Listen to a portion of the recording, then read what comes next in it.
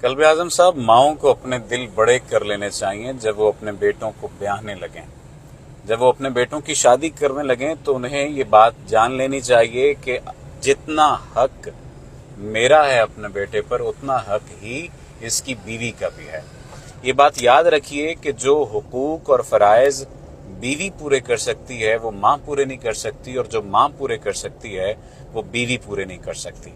हमारे यहाँ बहुत ज़्यादा मसाइल अभी इस वक्त जो नौजवान नस्ल, नौजवान बेटियों के, नौजवान लड़कियों के आ रहे हैं वो ये है कि अगर बेटा अपनी बीवी के साथ खुश है तो माँ को जाने क्या सोचती है, यानी सास को जाने क्या सोचती है, वो लड़ाई कर लेती है। गलती होती है लड़की की, नासमझ होती हैं लड़कियां, उनकी गलतियां होती हैं, लेकिन माँओं को यानी सास को माँ का किरदार अदा करना चाहिए। माँ को बड़े दिल का मुजाहरा करना पड़ेगा। अगर वो बेटे का घर बर्बाद कर देंगी इस बात की ख्वाहिश में कि उनका बेटा उनसे दूर ना हो, तो यकीन कीजिए वो कोई अच्छा काम नहीं करेंगी। माएँ अपने बेटों के घर बर्बाद ना करें, और बेटों को भी चाहिए कि वो बैलेंस करना सीखें। वो अपनी बीवी और माँ को एक दर्जे पर लाकर या एक दूसरे के आमने सामने लाने की प्रैक्टिस कभी ना करें, और जान लीजिए ये चीज़ हमारी सोसाइटी को तबाह बर्बाद कर रही है। माएँ अपनी बहुओं पर तावीज़ करवाती हैं, अपने बेटों पर तावीज़ करवाती हैं, जाने क्या क्या होता है।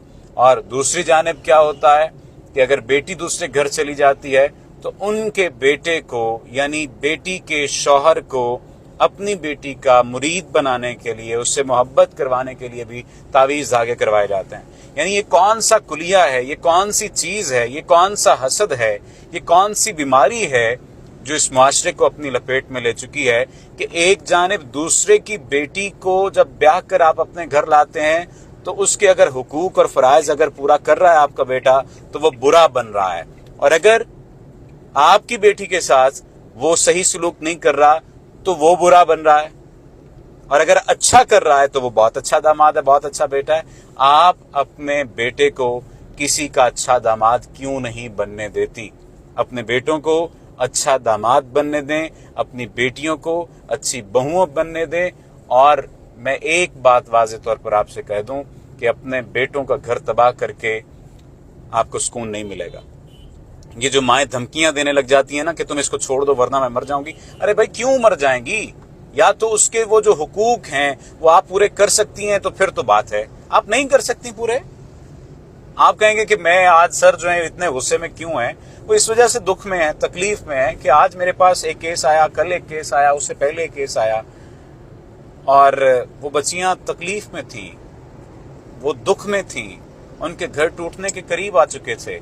उन्होंने मुझे, एक बेटी ने, एक बच्ची ने तस्वीर दिखाई कि सर मेरी ये तस्वीर शादी से पहले थी और अब मेरी हालत देख लें। यकीन करें मुझे रोना आ रहा था, मैं इस तकलीफ में हूँ, इस दुख में हूँ, मुझे समझ नहीं आ रही थी कि मैं क्या अल्फाज कहूँ। अमूमी तौर पर इतना जज्बाती नहीं होना चाहिए लाइफ कोच को, समझाने वाले को, NLP प्रैक्टिशनर को, इतना नहीं जज्बाती होना चाहिए, लेकिन मैं क्या करूँ, मैं जज्बाती हूँ। और मैं उस बच्ची के, उस बेटी के जाने के बाद मैं रोया हूँ। पहले तो इन पर्सन में सेशन ले ही नहीं सकता, लेता ही नहीं हूँ, बहुत कम ऐसा होता है, लेकिन उसने बहुत ज्यादा रिक्वेस्ट की थी कि सर इन पर्सन सेशन लेना है, मैं कॉल पे बात ही नहीं कर सकूंगी, मुझे रोना आ जाता है।